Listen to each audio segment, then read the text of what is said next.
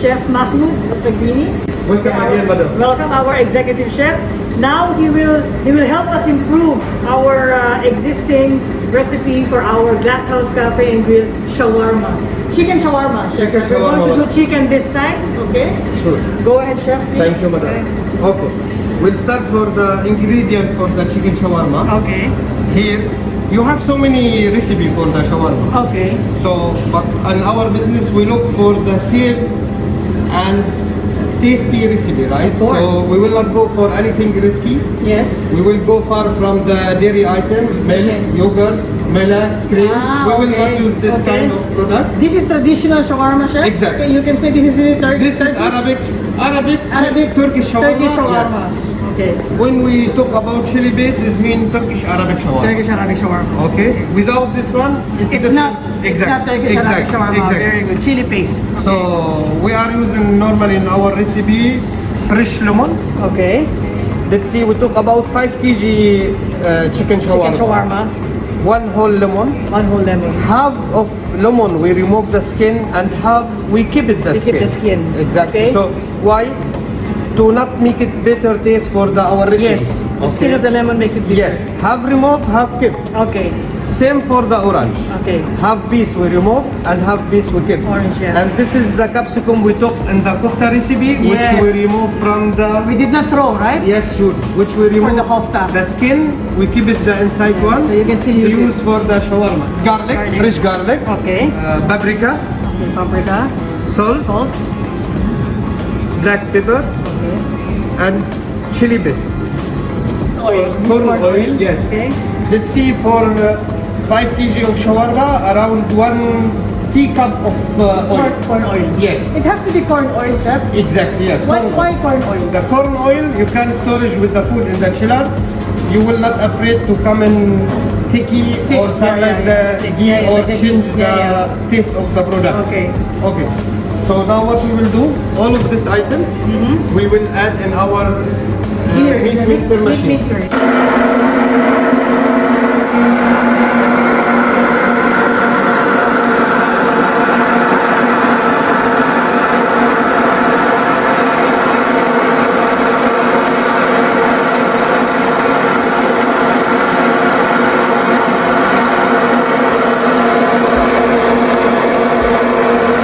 I can smell orange and the lemon and everything all together. Now it's ready to use. Yes.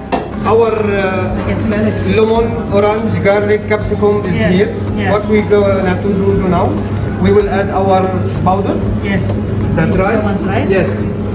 So I put the Here I chili will add around 3 spoons of chili paste. paste. Okay. Paste. 1, 2, and 3. Okay. Okay. Black pepper. Pepper. This is enough for me. Okay. Salt. Salt also you can put at taste. Okay. It's different. The salt not always the same. Yeah. Give it the taste.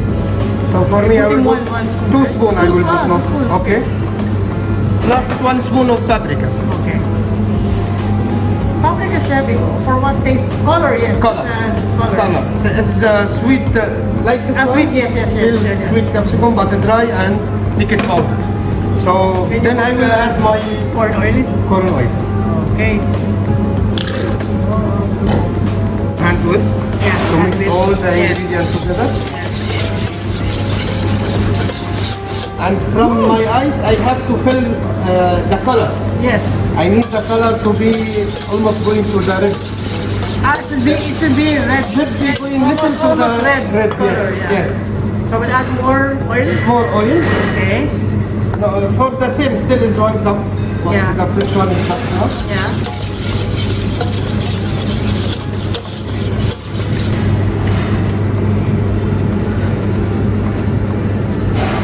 For you, it's perfect, right?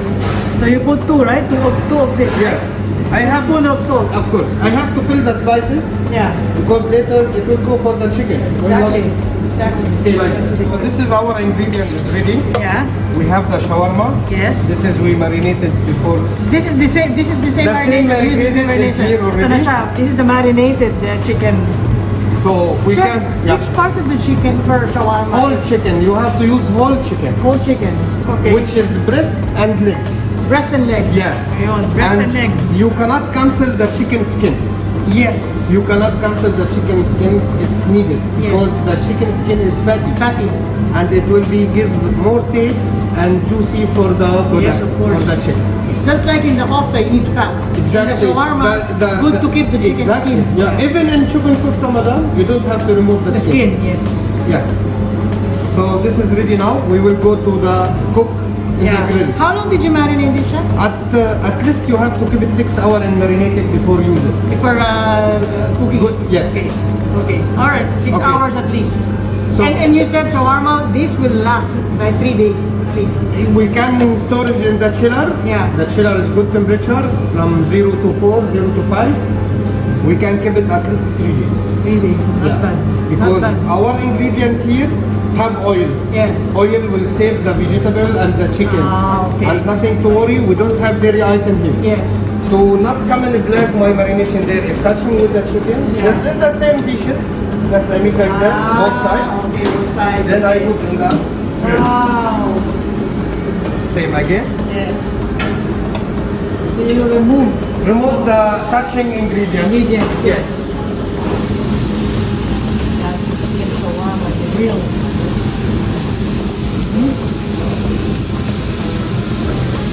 Wait for 2 to 3 minutes. Yes. During cooking time, we can talk about the sandwiches. Yes, of course. What Okay. are we going to use?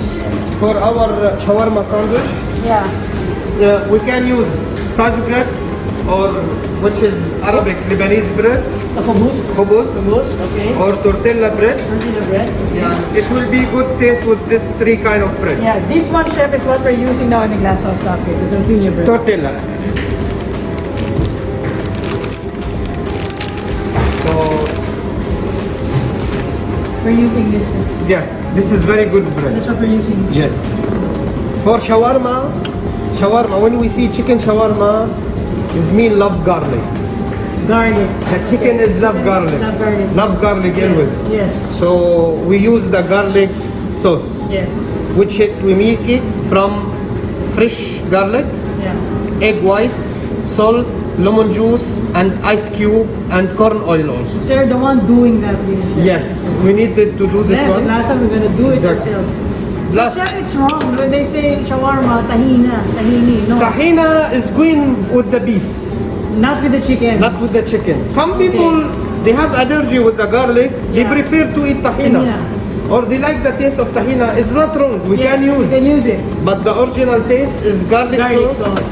with the chicken shawarma. Okay, perfect. So, garlic sauce, cucumber pickles. Cucumber, yeah.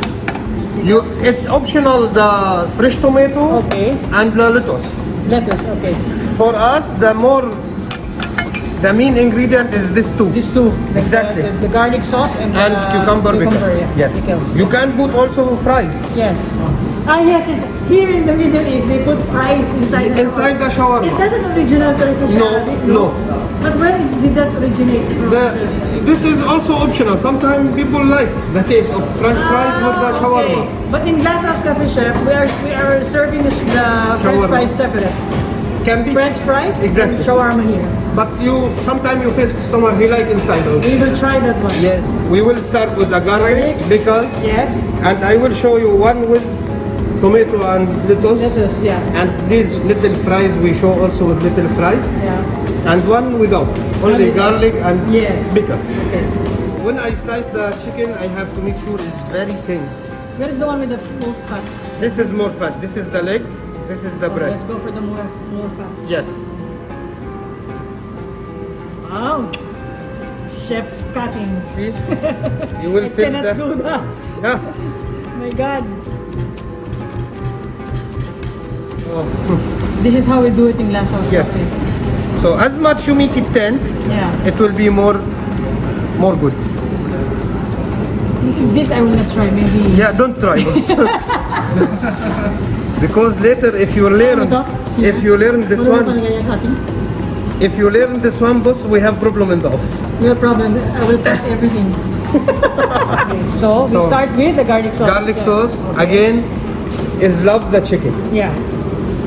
We will put the garlic for fold the bread, Okay. and even more. Don't worry, will come in more good taste. Yeah. Then we will put our cucumber pickles. Yes.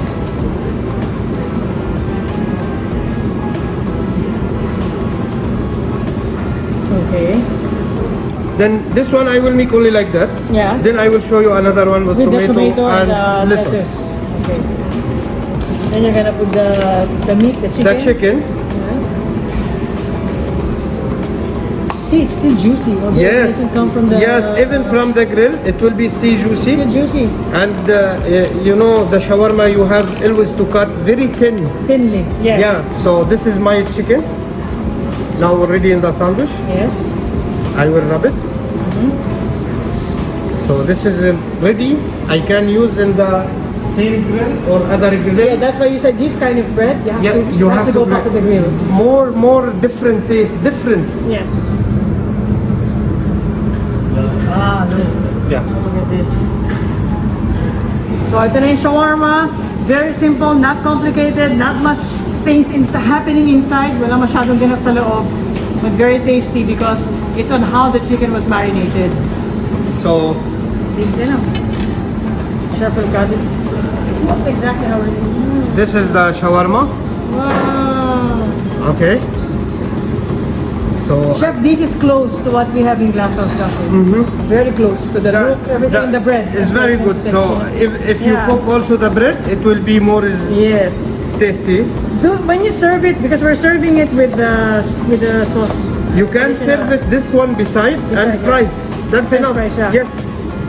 So if they want to have more garlic sauce, right? Yeah, this is depend what you are going to make extra charge or But chef, you will not serve yogurt with this, right? never, Never. never, No way. never.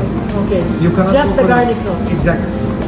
Okay. Garlic, and I tell you, it's optionality. Sometimes some customer they like tahina. Ah, okay. Tahina or You garlic cannot sauce. he like tahina. You have to serve tahina. Subukan natin. Hindi ko lamig, I will not put garlic sauce para malasahan kung totoo yung loob. Okay. The garlic, it will give you smoothly for your mouth when you eat the chicken. Not say tahina. You feel you have to drink water. Sarap. Very simple. Yes. So now I will. Wala masyadong ganap sa loob, pero ang sarap. Ah. Because other shawarma, chef, they're putting too much of the sauce inside. This one, you didn't have to put too much, but it tastes You don't good. have. This is the standard, but you know also sometimes people like Tabasco or like chili base. Also, you have to follow the customer. And fries. Apple. This is also Nice. it will be come and tasty with shawarma. Good. Sarap. Malapit sa Glasshouse Cafe shawarma to. Ayan yung may fries. Yeah, also it will be option someone no like the fries aside, he can put inside. After marination. Simple. So I like when I'm rolling my bread in the finishing, not keep it roll. I finish, then I squeeze little down. Flat. Yes. Now we will use the flat grill. Because also this flat griller is perfect for this bread. Yes. We will show now. There you go. Where's the fries? Here. Ayun, there's the fries. Yeah. Ayun. Ito naman lang sa maliit.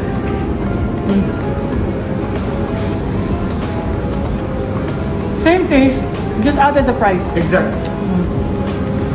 Let's wait for the one with the tomato. Ito yung tingin ko kasi may tomato, may hiyos tomato eh. Look. There's a tomato. Ayan siya. Tikman niyo siya oh. Ayan yung tomato, tsaka lettuce.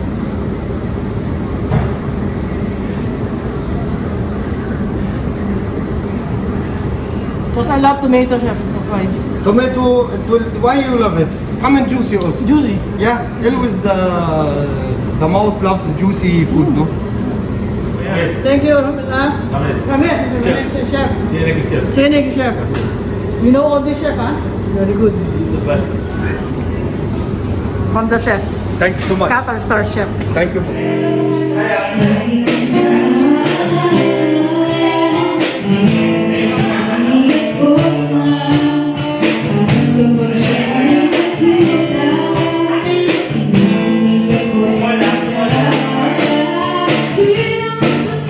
Wow!